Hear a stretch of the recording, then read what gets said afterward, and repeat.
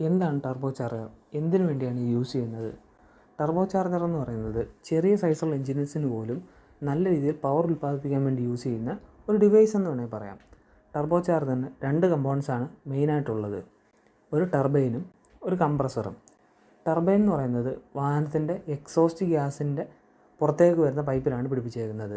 Exhaust gas ഒരു limited സ്പീഡിൽ കൂടുതൽ വന്നാൽ ടർബൈൻ കറങ്ങുകയും ഈ ടർബൈനിലാണ് നമ്മൾ കംപ്രസർ ഘടിപ്പിച്ച് വെച്ചേക്കുന്നത്. ടർബൈൻ കറങ്ങുന്ന പവറെല്ലാം കംപ്രസറിൽ ചെന്ന് കംപ്രസർ സ്റ്റാർട്ടാവും. കംപ്രസർ സ്റ്റാർട്ടാകുമ്പോൾ പുറത്തുനിന്നുള്ള എയറിനെ കംപ്രസ് ചെയ്ത് എഞ്ചിനിലേക്ക് എത്തിക്കുന്നു. കംപ്രസർ എയറിനകത്ത് കൂടുതൽ ഓക്സിജൻ മോളിക്യൂൾസ് ഉണ്ട്. അതുകൊണ്ട് തന്നെ എത്തുന്ന ഫ്യൂവൽ നല്ല രീതിയിൽ കത്തുകയും കൂടുതൽ കമ്പസ്റ്റൻ പവർ ഉണ്ടാവുകയും വാഹനത്തിന് കൂടുതൽ പവർ ഉൽപ്പാദിപ്പിക്കാനും പറ്റുന്നുണ്ട്.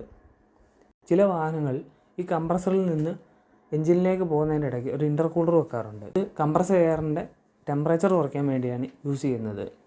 ഇതിൻ്റെ അഡ്വാൻറ്റേജ് എന്ന് പറയുന്നത് ചെറിയ എഞ്ചിൻസിന് പോലും നല്ല രീതിയിൽ പവർ ഉൽപ്പാദിപ്പിക്കാൻ പറ്റുന്നു, നല്ല ഫ്യൂവൽ എഫിഷ്യൻസി നൽകുവാൻ പറ്റുന്നുണ്ട്.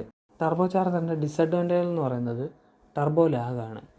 ടർബോ ചിലപ്പോൾ ഓപ്പൺ ആകുമെങ്കിൽ ഒരു സ്പെസിഫിക് RPM മുകളിലോ അല്ലെങ്കിൽ എക്സോസ്റ്റ് ഗ്യാസിന് ഒരു സ്പെസിഫിക് സ്പീഡ് എത്തിയാലോ മാത്രമേ ടർബോ ഓപ്പൺ ആവൂ.